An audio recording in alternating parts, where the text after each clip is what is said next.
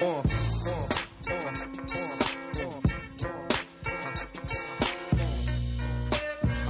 to Tanked Up, the podcast about drinking beer, playing video games. Yay. Woo! I'm Ben. I'm joined by Alex. Yay. No Aldo this week. He's off living life. What is he doing? Stuff. Work. Living life. Some kind of work. Some kind of research proposal-esque type work. Doing some bullshit. He is. We're going to chat about games we've been playing, all while drinking some excellent beers. We've got some random beers. You brought some random beers for us. I did. I've gone for a very black theme. All of the bottles in the one can. That's true, actually. Black. I don't know why I've gone for that. You've gone to the dark side. I have, quite possibly. I got some beers at work the other day. I spent some of the, every day, we sell the used grain off to farmers. Yeah. So they pay for it in cash. And that cash just gets used on the stuff. Mm-hmm. I persuaded the head brewer that we should buy a crate of beers that I would select. And one of the ones I got was by, I can't remember now who it was, but a brewery, but the name of the stout was something Dark Side. Nice. Which, Nice. Really great little nod to Family Guy. Yeah. Is that, I think there's a more beer, which is, I'm not sure whether they were making it with Star Wars in mind, but it's called Return of the Empire, which I thought was quite good. Well, it must have been thinking of Star Wars. Just randomly. It's like, what a great name. Right, so let's crack one of these open. We have an Arbor Boomtown Brown, which is an American brown rye. Nice. Yeah. A Beavertown Appellation, which is a Bramley apple Saison. Interesting. Could be horrible. Could be lovely. Yes. Could be either. And then an Otley 10 Oxymoron, which I think is a black IPA. It's a black IPA. Yes. So what should we start with? I guess we have to start with the Saison. Yeah. Logic would dictate that we should start with the Saison. Although at work, they line up the beers according to ABV. Oh, really? What we're doing now. Okay. Is that because generally larger ABV, they're more bitter? So you get... No, I don't know whether it's not more bitter, but it's stronger. I don't know. It doesn't make any sense to me why you do that. You'd want the one that has the strongest taste first, last, and build up to it so you don't ruin your palate. Well, this one doesn't always chat. The other two, the Arbor is a 5.3%, the Otley is 5.5%, the Beavertown is 8.7. Let's fuck what they do at work. Fuck what the professional brewer says to do. So let's do the other way. 8.7. Yeah, nice. I already like this beer. It's going to be a good beer. Hopefully. Hello. Is it even a beer or is it? Well, is it really a cider? Ooh, I don't know. It's a good question. It's got apple in it. Does it have hops and barley and whatever else in it? I would guess so. I'm getting I haven't even held it to my nose, but I'm getting an appley. Yeah, you can already smell that. Okay, actually it doesn't smell like apple at all. It does smell a little bit. It does, from the can. It smells like quite Saison. cidery. I reckon it's more Saison than cider. Let's stick my nose in a glass and have a look. This is what people tune in to listen to us smell things. How lovely it is. It smells quite nice. It smells. It's a very light colour. It's quite amber. It's very cloudy. How's it taste?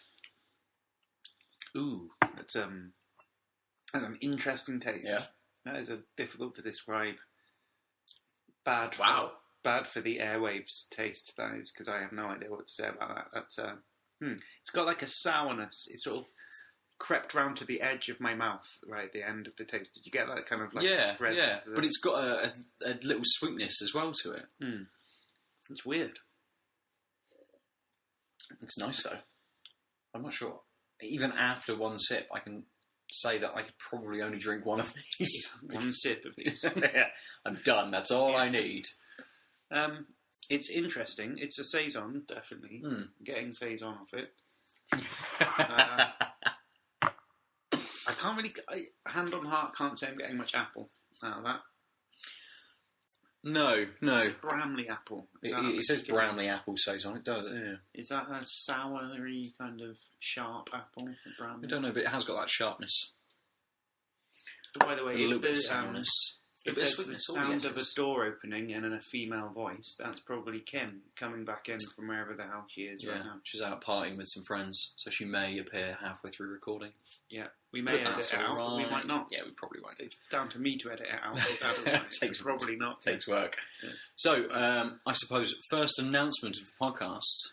Oh, yeah. We are now part of the Out of Lives network.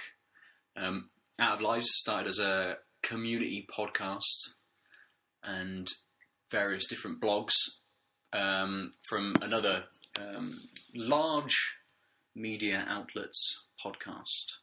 Sort of came from the Facebook community group, I believe. And now Out of Lives have got various different podcasts. They've got one dedicated to PlayStation, got one dedicated to wrestling. If you want to listen to podcasts about wrestling, maybe. Why would you? Well, if you want to listen to people talk about... Is it listening to people wrestling? Pants? I don't know. I don't think they listen to people wrestling. Half of it's just going... which is slightly better than just listening the to noise us of slapping. But yeah, exactly. People listen to us smelling beer, so they may listen to men groaning in pants. That's true. Either of them is acceptable, I guess. So yeah, we are now part of a larger community of podcasts. And that means what? We get paid more for doing this. Yep, we get paid exactly 0% more to go on top of the zero. It's also the same as 100% more. Exactly. So we've got 100% pay increase. Hell yeah. That's something to smell too. Definitely. It is. So if you want another podcast to listen to, go and listen to Out of Lives. They chat about games and movies and wrestling and some such. Or if you just want to hear us ramble and listen to us for more. Mm-hmm. Yay! What podcasts do you listen to, by the way? I listen to a few podcasts because I'm in an office all day and doing CAD drawings. I get to listen to quite a lot. What do I listen to? I listen to quite a few gaming podcasts. There's one called Video Gamer. They're called videogamer.com, I think is the website. But they're a bunch of journalists who chat about computer games. Are they the ones that gave up their jobs and now just podcast? No, that's kind of funny. That's American. Video Gamer are English or British, I suppose. And they're similar to us in that they just don't give a fuck, really. And their humour is... We give a quite fuck. good. We're completely professional. Yes, very. So we put so much thought into the research when we reach out. For all those topics that we thought about for ages. Right. Just, yeah. So many topics. I listened to, I did listen to Serial. Yeah, I listened to Serial. Yeah, they've just started a new season as well. Yeah. That's very good. Lots of gaming podcasts. Idle Thumbs, they're quite good as well. It's an American one. It's a good name. It is a very good name. They've got their own little podcast network as well, where they've got several different podcasts, like 3 Moves Ahead, which is like a strategy game podcast, which just chat about strategy games. That's quite interesting. We just chat about strategy. Yeah. But it's absurd, like the ridiculous knowledge that some of these people have just about strategy games. I think, fucking hell. But then, like 3 Moves Ahead constantly have developers on as well to discuss other strategy games, not just sort of their own. What you're saying is they actually know what they're talking about. Exactly. So I listen to podcasts where people know what they're talking about. Yeah. How about you? You listen to quite a lot of podcasts as well, don't you? Yeah, I listen to some beer podcasts. I think it's called School of Beer, Beer School. I should know what it's called, really. Yeah. I'm pretty sure it's called School of Beer. Bruce Smith is also software for making beer, and they have a podcast, so that's good. Do they chat about making beer? Yeah, and they have people on who are brewers, and it's like one of the big, like, I suppose, home brewing podcasts. But it has like actual brewers in there, so that's really good for like getting tips and stuff. Obviously, I listen to entertainment things as well, like Serial. I recently got into this thing called the Black Tapes, which is some random like completely different type of podcast. I normally listen to like a paranormal investigations kind of docudrama. It sounds shit. I tried to describe it to Sam the other day, and she was just like, "It sounds fucking rubbish." But it's actually quite good. It's actually quite good. Yeah. I like things where it like distracts me from the tedium of work. Basically. So with that one, are they scripted episodes, or is it real life? Yeah, it's scripted, but it's trying hard to make you think that it's not scripted. Okay. And it would persuade you that it wasn't scripted, apart from the fact that the acting isn't good enough to... Right. I mean, like, they went to the effort of, like, trying to set the thing up as if they wanted it to be one thing, but then events led them down a different route to make it seem realistic. But it's kind of like the fact that from the very first scene, I realised that people were obviously acting and reading out lines. Yeah. That kind of dispelled the illusion. It's a bit like listening to a play on the radio or something, rather than... But it was good. And I'm listening to another one that I found from that one called Tanis, which is also good, but complicated to explain. And if you like weird, intriguing kind of mystery things, a bit like X-Files, where it feels like X-Files or Lost or something like that. Probably like this. Nice. Okay. And I listen to a load of philosophy ones as well, and other weird like atheism ones. I like those types of. You were on another podcast. I was on a podcast. Yeah, I was talking philosophy with some people the other day. Yeah, that's true. Yeah. Because I am philosophy background, I suppose, and I'm not primarily professionally a gamer and beer drinker. So like, mostly what I'm doing in my head, in my spare time, is talking philosophy. So yeah, I went on a Christian, I suppose, this program's called the Bible Thumping Wingnut. Yeah. And they are hardcore evangelical Christians, and I went on to explain how the big cheese, the big honcho on that podcast was had spent the last 10 years or so spouting an argument which I was able to show if you spelled it out formally in logic, it resulted in him simply asserting something and then concluding the same thing that he'd asserted. Technically, in logic, what that means is the argument was trivial. Strictly speaking, it means it's trivial. I explained it to him for 2 hours, and he didn't understand it. But it was funny. Did he not get you at the end? I think he maybe understood it, but didn't really want to understand it because it basically meant you've spent like 10 years saying something which was technically trivial, strictly speaking, in a mathematical sense of the word trivial. Yeah. So I did that. That was funny. Yeah, nice. I got a lot of attention off YouTube, sort of internet atheist people who all really appreciated the fact that I'd said to this dude, who's quite patronising, that he was wrong. He was wrong. That was funny. Nice, that's quality. Excellent. So, yeah. What have you been playing? More importantly, you don't want to listen to me talk about that. I've been playing primarily 2 different games. Both of them are open world games, but in very different ways. And both of them begin with W. Coincidentally. You didn't choose them on that. No. I feel like playing a W game. The first one was Watchdogs, which is an open world Ubisoft game. It's made on the Assassin's Creed engine, so it's a third person over the sort of back of the head sort of viewed game, similar to something like GTA or Assassin's Creed. And it's set in maybe 50 years or so in the future. I wasn't really paying attention if it ever brought a year up. But the idea of the game is that you can control electronics and hack into loads of different systems. And you're in Chicago, and the whole city is linked up to one computer system. So you can be driving around in your car, having to go to mission X to do something, and you can change traffic lights.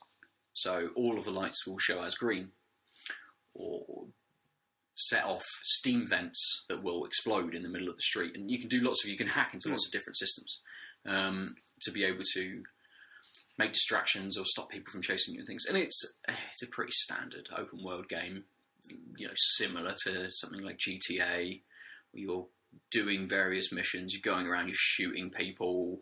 There's a lot of cover-based shooting. You can sort of do things stealthily and try and take people down. You've got like a retractable baton that you can beat the shit out of people with. And that's sort of the way I tried to play. I tried to play quite stealthily, distract guards, because if they've got a phone on them, you can you hold down square and it will distract them, and they'll get a random text message come through, so they'll pull their phone out and start looking at their message. You can sneak up behind them and hit them around the back of the head. But it's got the Ubisoft feel to it. And like every Assassin's Creed game has, go to the tower, climb up the tower, have a look at things, and you then unlock that area and all of the little extra missions that you can do in that area. And Watchdogs is the same. You basically go to a satellite mast, and you hack into it, and suddenly you can see everything within that area. The missions are very samey. Drive here, lose these people on the way, shoot these people, get Sounds into like this you're not building. liking this game. Not massively. Sounds like you want to say that you like it, but you actually don't like it. Well, for a bit of mindless gaming time, it was fine. The story was a bit shit. I skipped a lot of the scenes, to be fair, didn't really pay attention to what was actually going on. I wanted it to be good. I wanted it to get good. The whole idea of moving around a city, being able to hack into systems, sounds like it should be great. Sounds like it should be a really good game mechanic. But it just lacked something. You never really felt like you were actually doing very much. Is it just hold down square and then exactly whatever that, exactly that. You're driving down the road and suddenly above the traffic lights, like the square icon will sit, and you can, if you press square at that moment, the traffic lights will change, or a bridge will open. And that's not really interactivity. No, it's not. It's not. Not forcing, but like overly prompting what you can do. Yeah, it just means that you're just pressing a button. Completely. They did have a few hacking-esque type things where you went to a different screen if you're trying to infiltrate a system or use some security cameras or something like that to look into a building, where it basically almost like a very simple maze game where you had to get the energy from one square where it's being generated to another square at the top, and you had to rotate various connections so it would allow the line of the energy to move to the end. Some of those towards the end of the game got not hard, but you had more pressure on you because some of the icons that some of the connections that you moved around were timed, so you had to do it within a certain amount of time. Things like that. And it's just a bit. The whole way through the game is just a bit meh. All right, so name a good Ubisoft game. Assassin's Creed 2, I really liked. All right, let's bracket Assassin's Creed then. Child of Light, which was a... don't know that.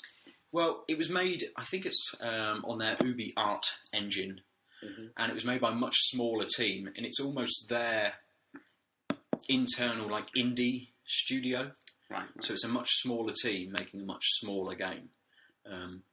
And Valiant Hearts as well, which was a game about World War One, where you have various different characters. Oh yeah, I seem to remember that. Yeah, I think I discussed that on the podcast before, and that was a good game. Again, made by a very small team within Ubisoft. I think I played that actually. Yeah, I think the smaller games that they're making are better than the larger, big budget sort of Assassin's Creed or whatever the driving one was, which wasn't very good. The Crew, which wasn't fantastic. Also, you're driving in a car and you still got to go to a radio mast to open up things around you. Was Street Fighter a Ubisoft game? No, Street Fighter's Capcom. Oh, Capcom, yeah, of course it is. Yeah. What am I thinking of then? It's like the big Ubisoft game from back in the day. Prince of Persia. That was a Ubisoft game. Yeah, maybe. Which were very good, actually. They weren't bad, yeah. The Decent PlayStation 2 game, platforming games, Sands of Time, Warrior Within, and a third one, which got more absurd the way through. The Sands of Time, the first one, was a very good game.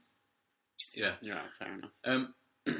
But yeah, I mean, Watchdogs, it's all right. If you've got nothing else to play, you can probably go and pick it up for £5.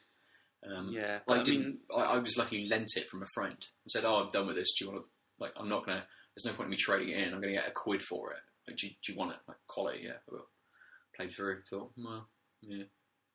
But if the best you can say about a game is it's all right if you've got nothing else to play. Yeah. It's like if I said to you, do you want this pizza? And you said, is it nice? And I said, well, it's all right if you've got nothing else to eat. You'd be like, it sounds like it's probably quite a horrible pizza. It should be good. It should be like a sweet pizza, nice. I don't know. I'm a bit like that with these days. I feel like I've watched too many TV programs, like Breaking Bad or The Wire or House of Cards. I thought I rated House of Cards. That's quite rated. There's certain things anyway these days where I kind of every now and again you watch something that's really good. Yeah. And you think, sweet, this is amazing, I'm really enjoying it. But then actually it ends, and then it ruins the rest of TV because it's like you're just sort of channel hopping through, just thinking, this is shit. I just want something really fucking good again. I'm essentially, my TV experience now is like the person who did heroin, and then it's like really smoking a joint. That's not enough. Like, I don't want to just get stoned anymore. Now I need don't want to be high for half an hour. I want to be fucked out of my face now because nothing else is good enough. I kind of feel like that with games sometimes. I'm a bit like, I've seen this before, I've done this. I really want it to be like pushing my boundaries of like really like amazing. And sometimes I just feel with certain things that I've seen that, I've done that. Yeah. So yeah, I think that's exactly almost how I felt with Watchdogs. Yeah. It wasn't Assassin's Creed. Okay, very different kind of game. Is it a different kind of game? You're still doing missions. You're still going to places. You're running across the city, whether you're driving through it or you're running across the buildings. You're still just going to kill somebody. And I think that's maybe why those games start to fall a little bit flat with the newest iterations of them, because it's the same thing over and over again. Or it wasn't Grand Theft Auto 5, which had tighter shooting. It had a better story. The fact that you could switch between 3 different characters and explore a massive area, which had lots of different individual places which had different environments. They all had different tones, and it wasn't either of those games. So I'm waiting for something really brand new that's going to punch out of the mould, change things up a little bit. Different, like, I don't want to see games like the game we just recorded the video for, which was Helldivers. Helldivers, seemed very formulaic to me, very uninspired. Yeah. I don't know. I just kind of think like it must have taken ages to put all of that together.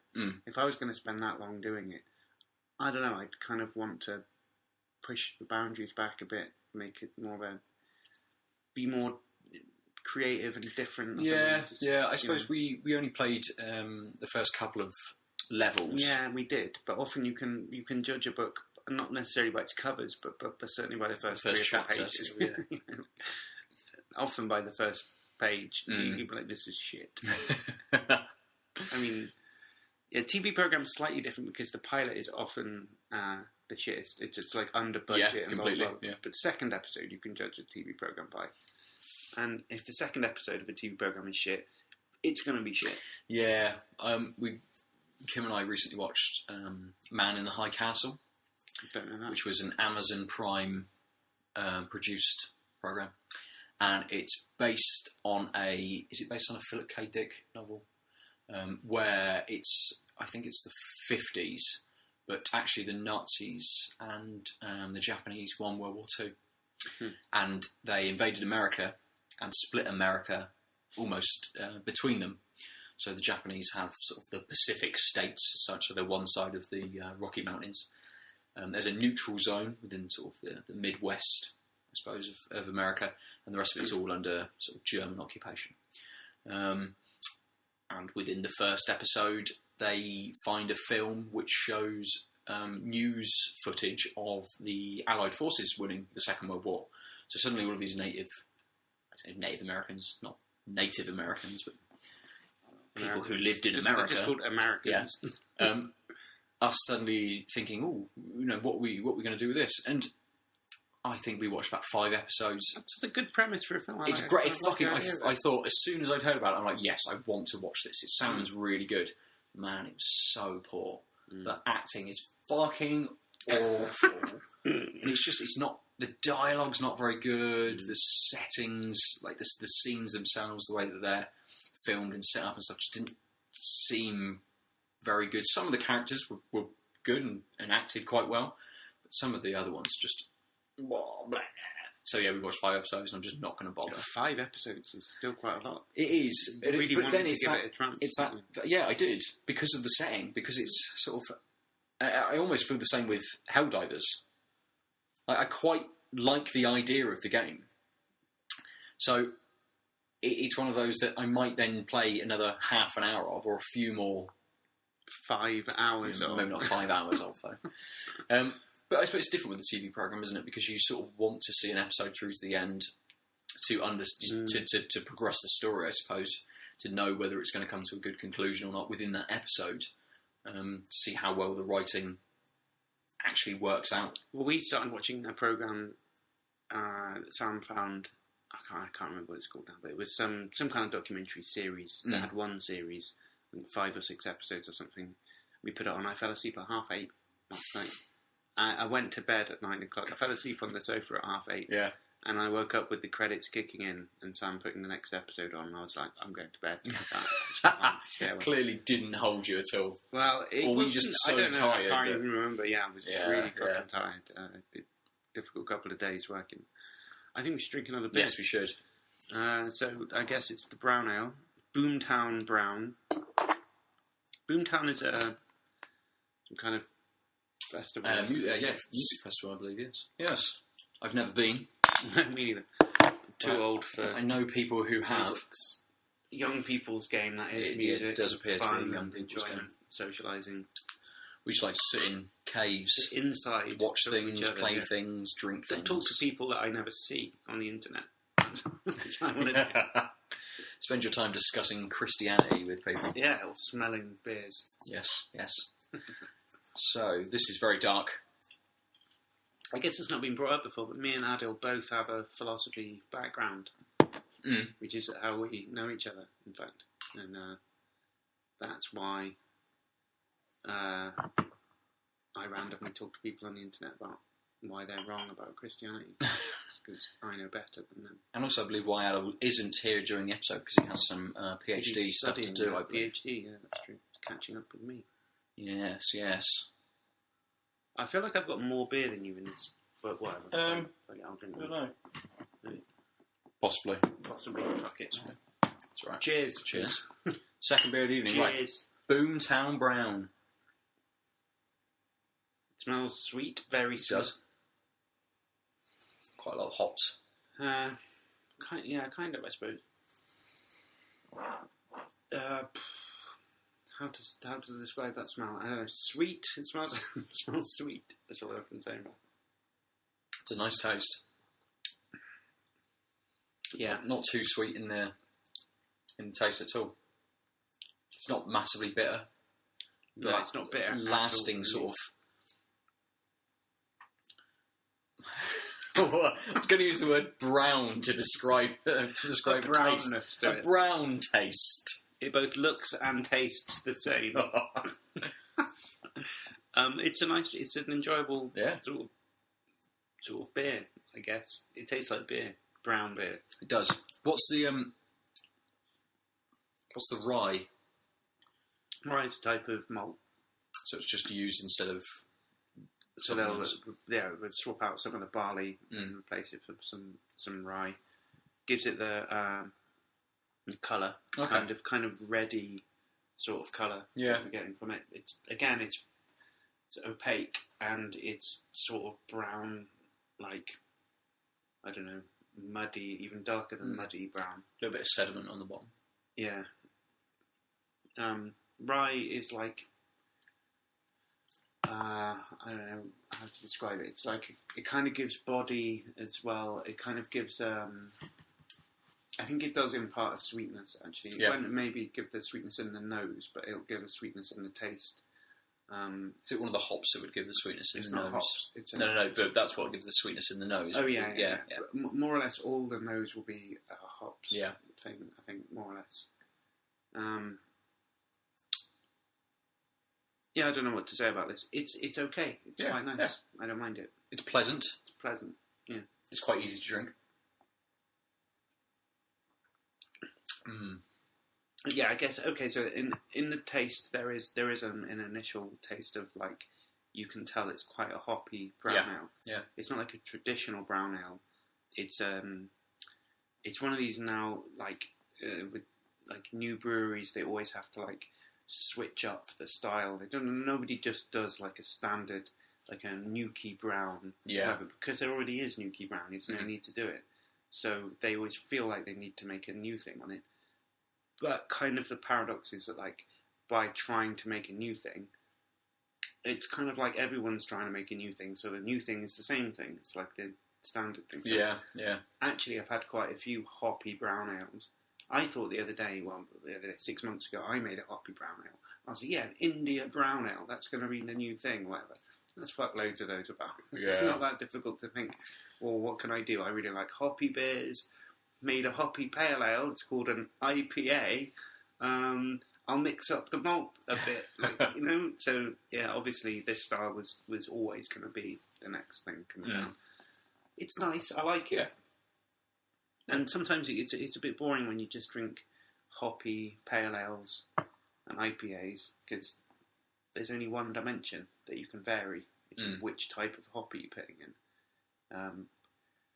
And then sometimes we've had them where it's like they've obviously used a different yeast or something. Because normally the yeast is like one, they'll choose a really neutral one. And the standard one is a US05. Doesn't really give any... Well, what it gives is like really clean and neutral and whatever. It's like stands in the background, which is why everybody uses it. Now, and it ferments kind of quickly and reliably. So it's got some good qualities to it. But... and we've tasted somewhere they've obviously used different ones, and we didn't really like it that much.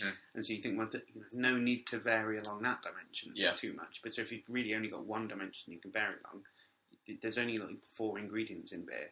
So if hops is the only thing you can vary on, yeast doesn't really work when you vary it that well. Water is just water, isn't it? Yeah. You know what I mean? Change the pH a little bit, but it's not going to do much. So yeah, it's bound to be this happening sooner or later. I like it, I guess. Yeah, I like it. It's quite nice. I think it's one of those, if I saw it out and I'd had a few beers already, and I didn't want a couple of the more really hit you in the face sort of hoppy beers, I wanted something a little bit lighter. Yeah, I guess I would certainly recommend it to somebody else and say, oh, maybe they don't necessarily like really hoppy beer or something, but they want like, maybe just like a step up into this type of beer, maybe. Yeah, definitely. Cool. Arbor are good. This hasn't let me down. I'm not slagging it off. Yeah, I don't think I've had an Arbor beer that I wouldn't have again. They do seem to be very consistent in making nice beers. They're a good brewery, definitely. They know what they're doing. They do.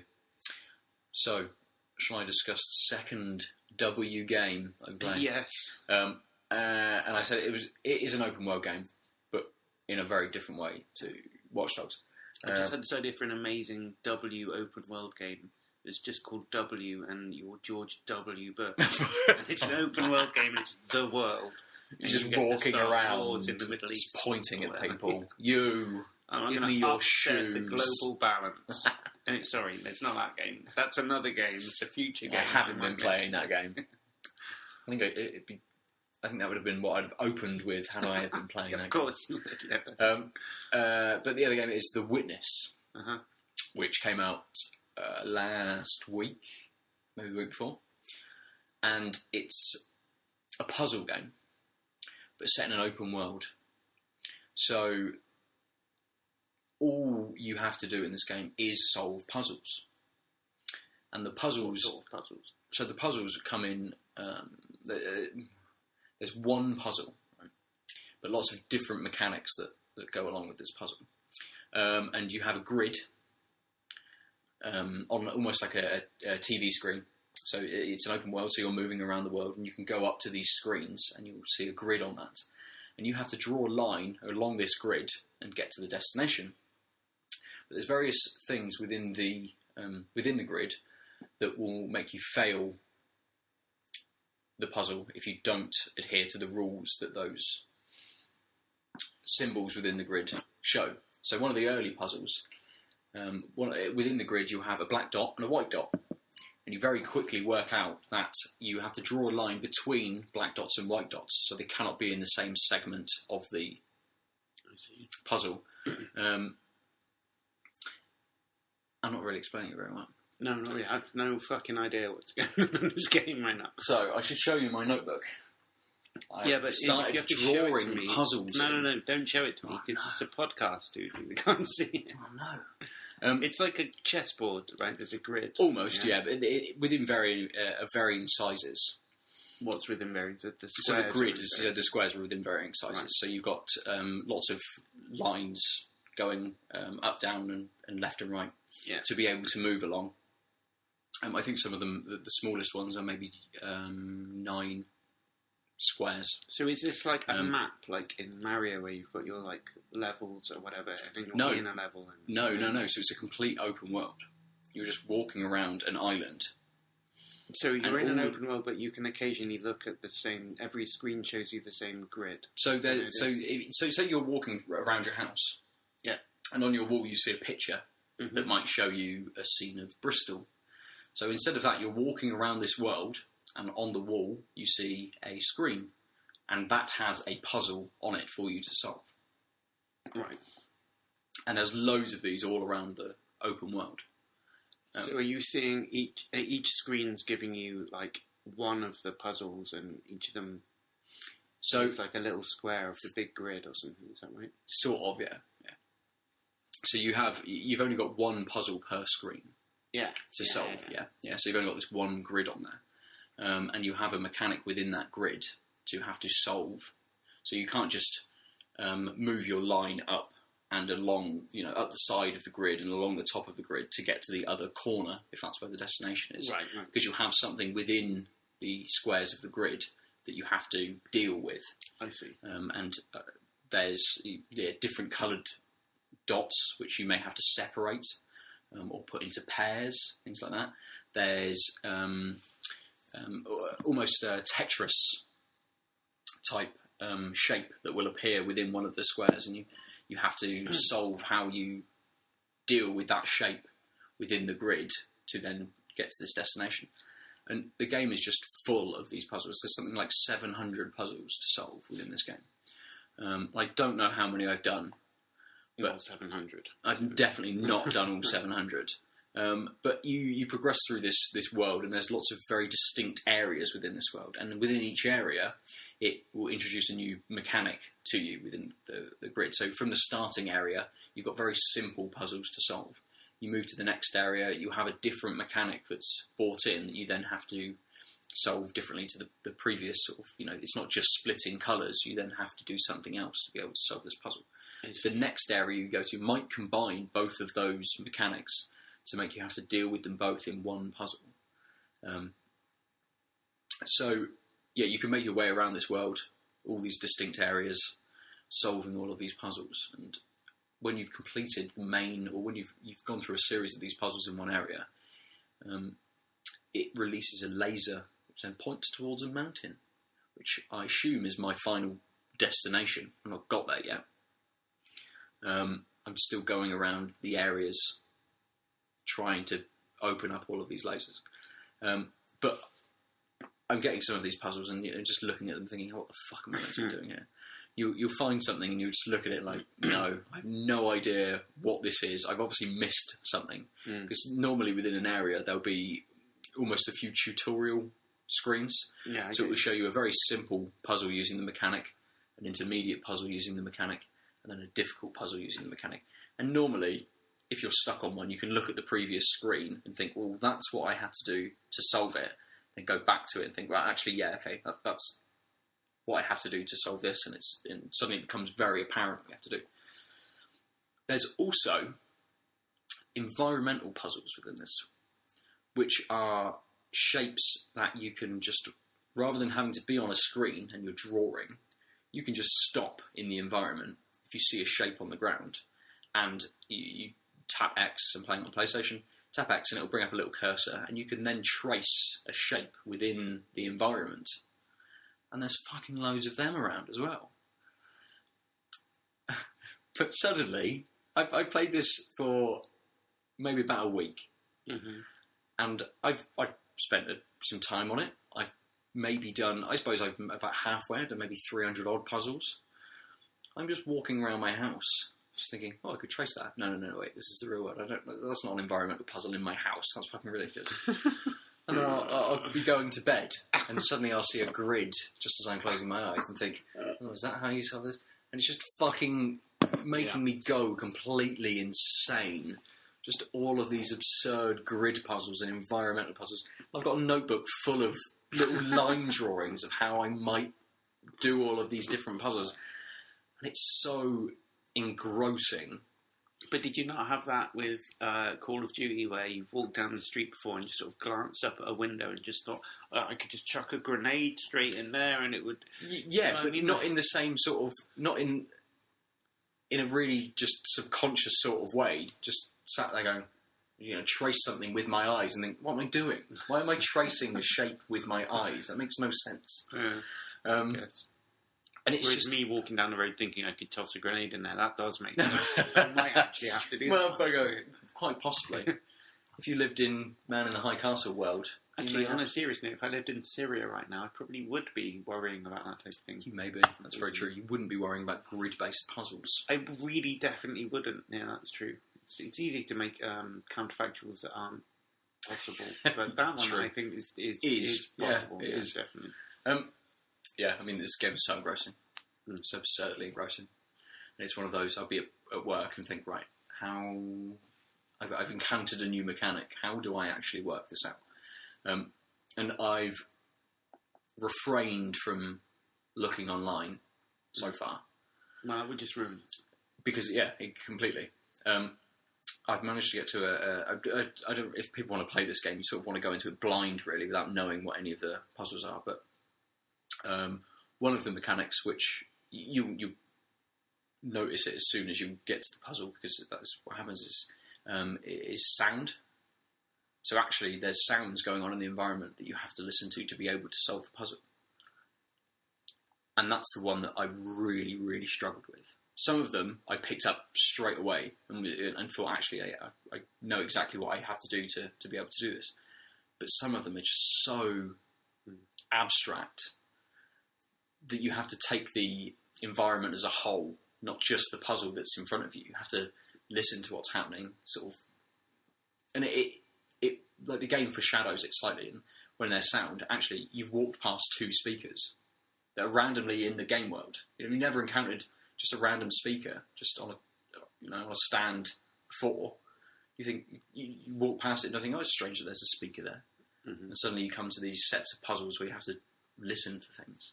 You're like, well, that's okay. It has shown me what I need to do, and the game will always show you what you need to do. It will always ease you into these puzzles.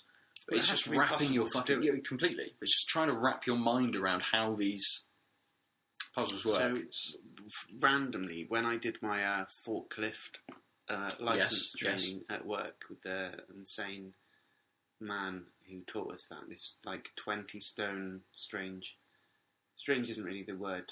Big Kev. Odd. Big Kev. He was in a world of his own, really. This man. And anyway, he was literally so fat that he spent as much time as possible not standing up throughout the entire day. Yeah. And so, after lunch, when we were sat around the table chatting to him as we were eating, he literally spent, I think, half an hour talking utter nonsense to us, just so that he didn't have to get back up and walk out into the warehouse and continue the training. And it was getting on my nerves quite a lot. But there was a point where he was giving us these lateral thinking scenarios. It sort of reminded me of this sort of situation here where you can, you can walk right by the thing that's giving you the clue that you need to solve it. Yeah. Except that in his situations, it wasn't like that, where there was a clue and it really was telling you and you could figure it out and there was some kind of reasoning. It's just if you could only figure out the reasoning. His was just, here's just some story that I've concocted, and I know what the answer is because I concocted the story. And you can't know what it is because you didn't concoct the story. And there's loads of ways you could get to it, but unless it's like saying, what number am I thinking of? 7. No, 8. It's like... yeah. I can't get to 8 because you haven't given me, So, you've got nothing to go on yeah, to. he had this one where it was like... he said, okay, so you come into a room and there's a bed, and next to the bed there's like a chest of drawers or something, and on the chest of drawers there's an empty fish tank, and on the bed there's 2 fish. What happened? No, wait, actually that's not. No, okay, sorry, it's this, there's, it's, you come into a room, and Romeo and Juliet are dead on the bed, and next to it there's a tank of water. What happened? And you're like, I don't know, maybe they killed themselves or something. And the answer is, no, they're fish, and they jumped out of the water and landed on the bed. And okay, so he gave us that situation, and he was like, what happened? And we were like, I don't know what happened. And well, I think laterally, think about it. And whatever. We're like, well, what do you mean? Like, I don't understand. Like, anything could have happened. You've just given this, like, really vague situation. I don't know what you mean. And he was using... It was just this weird control thing that he had going on. Like, well, you don't know what I'm thinking. I know. Yeah, exactly. Yeah. Because I'm the instructor and I'm in charge or whatever. And it really wound me up, and I sort of lost it a little bit. And I was like, all right, after he explained it to us, I was like, that's not lateral thinking. There's no logic involved in that. It's just some weird situation that you've thought of and we haven't. It's just a guessing game, isn't it? In the dark, just throwing darts randomly in the dark and hoping I hit the bullseye. Obviously, I'm not going to hit the bullseye. And I was like, look, okay, here's a scenario. You come into a room, there's a bed, Romeo and Juliet are dead on the bed, and next to it there's a fish tank, which is like exactly the situation he just gave us. And I was like, and what happened? And he went, well, they're fish, aren't they? I went, no, they're not. And he was like, well, I don't know then. What happened? And I went, well, they're both dogs, aren't they? And they drank from the fish tank, but the fish tank's got poisoned water in, doesn't it? That's why they died. And he was like, well, that doesn't make any sense. And I was like, I know it doesn't. I just made it up. It's a random story, but that's exactly what you did. And he was like, no, it's different what I did. No, it isn't. You just chatting shit, making stuff up and trying to get us to guess it. So, yeah. Lateral thinking is a thing. Yes. What he was doing isn't a thing. No. It's just Big Kev. If anyone's out there getting a fucking forklift license and they're getting trained by Big Kev, just, I don't know, grin and bear it, because it's intolerable bullshit what you're going to have to put up with, really. The Witness isn't anything like that. Okay, although it is just as frustrating, I can imagine. Now. That's good. Catharsis. Just you've dealt with it. It's out there. Until next time, it's on the Big Kev comes up again. I'll hopefully never see Big Kev ever again. He's so fat that he's probably dead now anyway. Oh, bro. And do you know what? That's a tasteless joke. But he told us a tasteless joke on that day. He actually, and this is in a place of work, right? At work.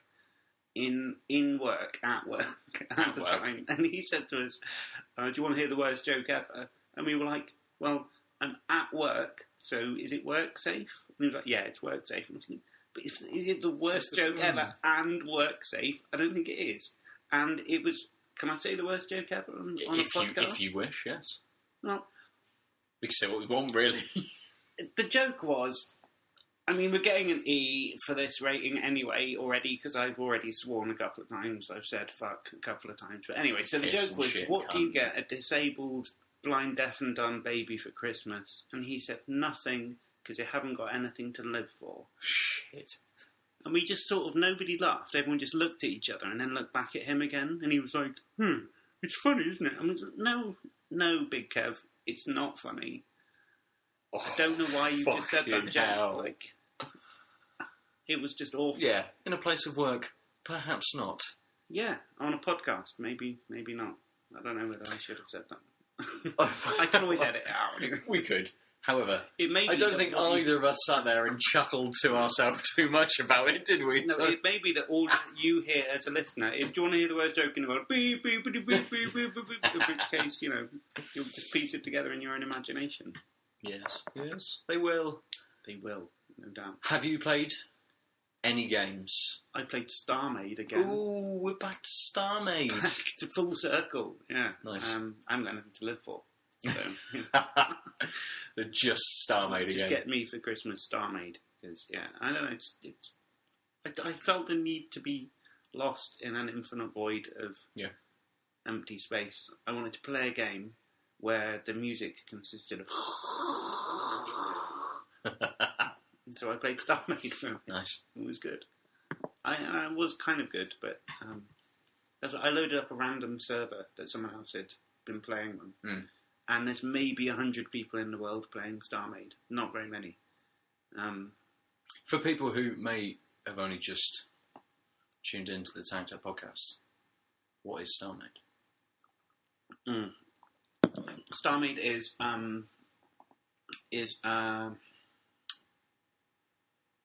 what's that game where you build Minecraft? Minecraft in space. Yes, that's what Starmade is.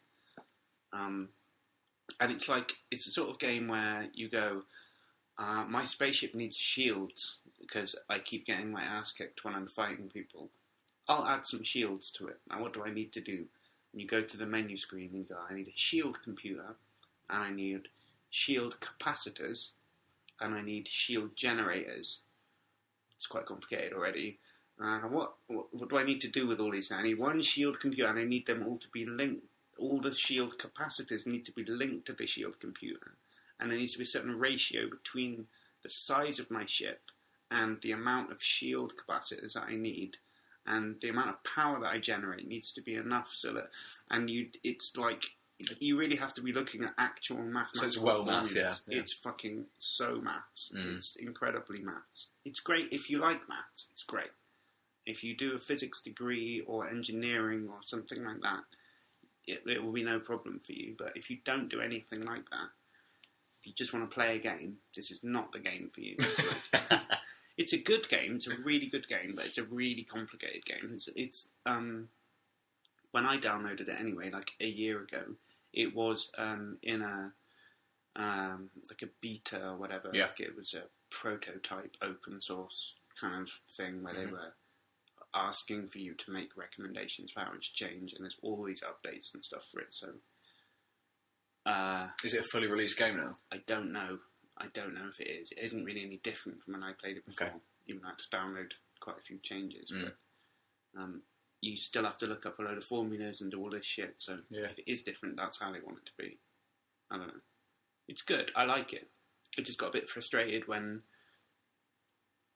you can go into creative mode, which I hadn't noticed before, where there's no restrictions on what you can put on your ship. Oh, right. So you can just be like, all right, I'll just have 500 by 500 by 500 shield capacitors and just chuck on a cube that's 50 million times bigger than your spaceship. Yeah. And just be like, right, I've got enough shields now. I'll have and then you can just just stupidly add crap to your spaceship. And so I did that, and so I suppose it's kind of complicated. I think I talked about this before, but there's 5 or 6 different gun types you can have, and you can link the computers from those. So you can have say you've got missiles and cannon, and you've got a missile computer and a cannon computer that's controlling all of the missiles and cannons that you've got. And you can link the cannon computer to your missile computer. And if you do that, it means that your missiles are going to have a different property than they do if they're just missile computers. And if you link the missile computer to the cannon computer, it means your cannon's going to have a different property to what you do. So you got beam, cannon, missile, laser, whatever. There's all these things in it, and linking each one to other ones changes it. So there's a factor of how many gun types there are by how many gun types there are is how many you can have, because you can link one to the other. Anyway, so I knew that if you link I think it's beam to missile, then it means that your missiles lock on, and it's really useful for shooting things that are moving, because you can just it locks in and whatever. Mm-hmm. It's the only way you can lock in. Yeah, if you link this beam to your missile. And I did that. But for some reason, I was getting power failure whenever if a missile on its own, fine. Cannon on its own, fine. Cannon with missile linked, fine. But missile with cannon linked, power failure. And I was like, well, why is that just irritating? I don't know why. Obviously, buried deep in some formula, something had gone wrong, and all my power was draining when I did it.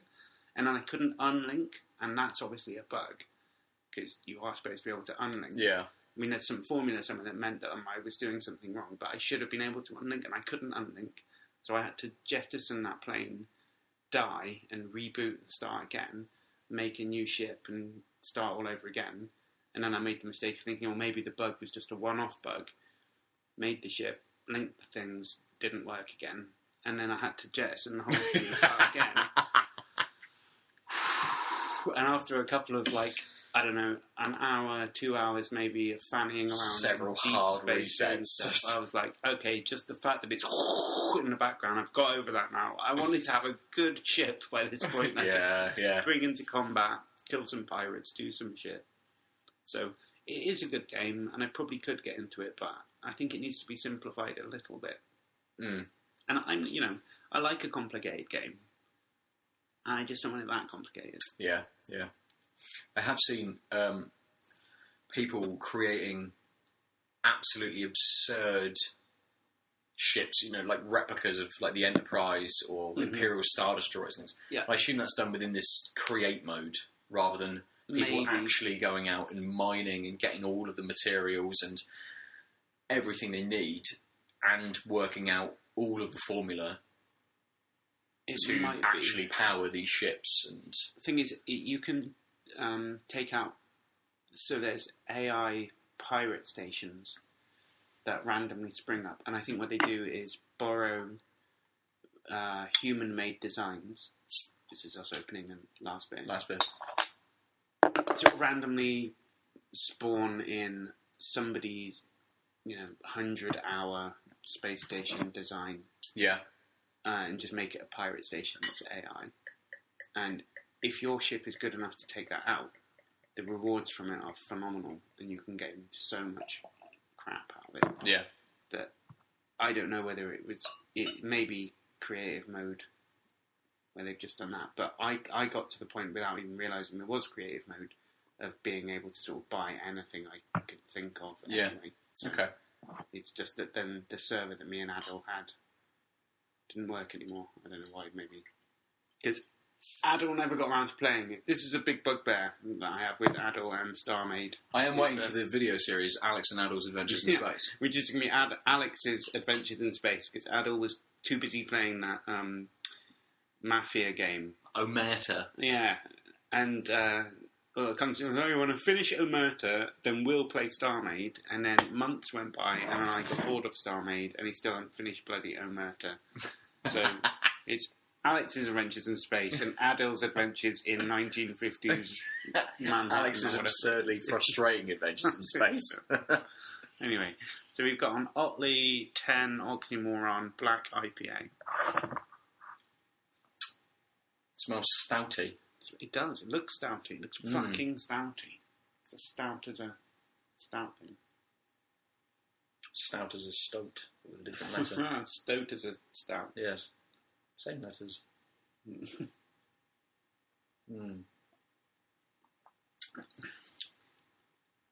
Okay. That's a bit of a different taste. Doesn't taste like it kind of tastes like a stout. I'm not. Where's the but IPA? not. Yeah, but not quite a stout. A little lighter. It doesn't have that. There's not much of an aftertaste to it, is there? It's a very sort of initial hit, and then not very much afterwards, really. If there's anything, it's in it. A kind of coffee, sort of the lingering, very late aftertaste is sort of coffee. Yeah, slightly, but not really light though, isn't it? Quite it's really light. Yeah. There's no bitterness or it doesn't hit you at the end. No, not It's a really.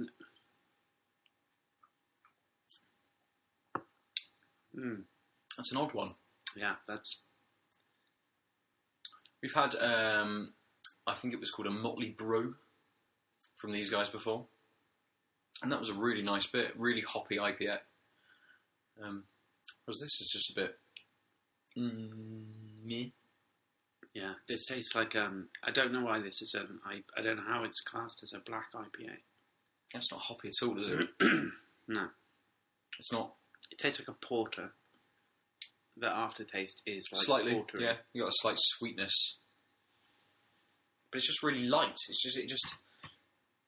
I don't want to say watery, but it kind of. It's just so subtle. This just doesn't feel like there's a huge amount to it. If you just poured that out for me and said what style, what genre of beer is that? There's no way in hell I'd have gone for IPA at all. That's just a stout, I know. Yeah, and like you say, Maybe it does have a little bit more of a porter. porter to it than even a stout. I mean, if it was a stout, you'd expect a little bit more. More mouthfeel. Yeah. Maybe. That's an odd beer. I'd be very surprised if it beat the... I mean, right now I'm thinking that the brown ale is probably the better one. Yeah, The three. yeah, I agree at the moment. Unless this dramatically changes in the second half of the glass somehow. Could do. Or maybe it's the brown ale is influencing our taste of this, but I don't think it is. So, my Xbox the other day decided that it doesn't want to open the disc tray anymore. Your 360. Yeah. So that really has, I think so. And annoyingly, I randomly decided, I'll play a bit of Black Ops for a bit. Got bored of it. Opened the disc tray. Took Black Ops out. Closed the disc tray. Didn't put anything else in. Didn't put anything in. Went and reached for FIFA. Tried to open the disc tray and it wouldn't open. I was going to say, what game are you stuck playing? Exactly. Nothing. Nothing. Nothing. It's useless. It's just a box. It's not an Xbox. It's just a box. I own a box now. Do you not have any downloaded Games on the hard drive that you can... Mine's so old that you can't download a game these days. Really. Even the content that goes along with a disc, I can't have more than one of them. You had the arcade version or something, yeah, didn't you? it's So like really small 3 hard drive. kilobytes of hard drive space is why I have a Morse code or whatever signal. So yeah, it's terrible. So that's it. It's dead. That's it. Yeah, I'm like playing chess at my house now. Yeah. It's Starmade. Yeah, Starmade essentially. It's not that bad. I mean, I have the resource of the internet.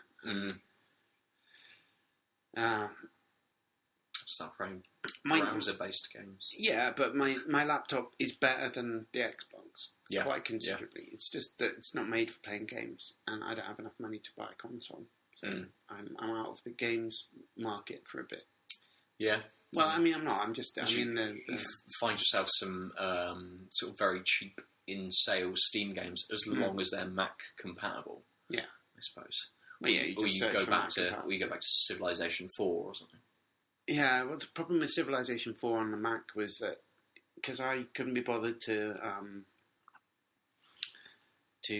I mean, unless someone wants to explain to me in an easy way how to run Windows on my Mac that doesn't involve potentially losing all of the data on my Mac, which seemed to me the only ways to do it previously. Wasn't there a program called something like Parallels or something, which allows you to partition off part of the drive as a Windows OS? It always seemed to be quite confusing and complicated. Yeah. I've never had a Mac, so I don't know. The problem is that with Civ 4, the good the good mod for Civ 4 was the Rise and Fall Civilizations mod. Yeah. Not available on Mac. He never made a Mac version of it, the guy who made that mod. And really, once you've played that again, it's like having the heroin hit and thinking, well, so I'm going to sit and watch The Wire, and now I have to watch fucking X Factor. Really, it's like it's so like makes it so much better. Thinking, well, this is like historically accurate because like in a little while, you know, America is going to pop up and all of my colonies are going to like switch or whatever, and whereas otherwise you're doing it, or like if you expand your civilization too quickly, there's this stability rating. Yeah. And it really fucks you if you don't like pay attention to that. Whereas if you're just playing normal, no stability rating, so that means that you can just like plow. So I've done it before where I've been like anyone who's played any civilization game has at one point been Germany and kept spawning until Germany started on Germany. And you know, somewhere roughly in Central Europe, and then thought, right, I'm going to keep fucking playing this until I get to the point where it's a roughly 20th century, and I've got panzers, and I'm going to see if I can do it, right? And then just take over the whole of Europe and fucking plow fucking straight into Russia, and see. I've done it before, and I've done it, and then you just keep going, and it's like, Jesus, Russia is massive. There's so many cities here. It's just keeping on going, but without the stability factor, it just seems really like. Okay, I'm just like fine. Just quite taking easy. over these cities, and they're cool with it. You know, it's fine. Whereas with the stability thing, it's like you can't really do that. You have to play somehow within the bounds of like realism. And it's not very realistic, but like it made it so much better, and I couldn't like take that away and still enjoy it. Mm-hmm. I know. So yeah, Civ 4 is done really with Endless Legend, which was another world. Expanding, world building sort of game. You had if you took over an enemy city, they would be. I think it was the same in Civ 5. They would be angry for X number of turns, and that would limit the amount of things that you could. Or it would mean that production was took 4 times as long to actually build anything or make it. And that's the same in normal Civ 4. Too. Yeah. And that seems all right, but it's just sort of almost okay. Now we're all right with it. Yeah, and then suddenly enough time has passed. It's fine. Our new overlords, they're all right. Yeah. I mean, I don't know. It depends because I mean, it's one way of looking at it, which is like, you know, especially early on in the game, you click next turn, and like 1,000 years goes past, or like 100 years goes past, or something. Admittedly, when you get towards 20th century, it's like 1 year goes past. But still, 10 years goes past, and a region would more or less accept the idea that it's now under your control. Yeah.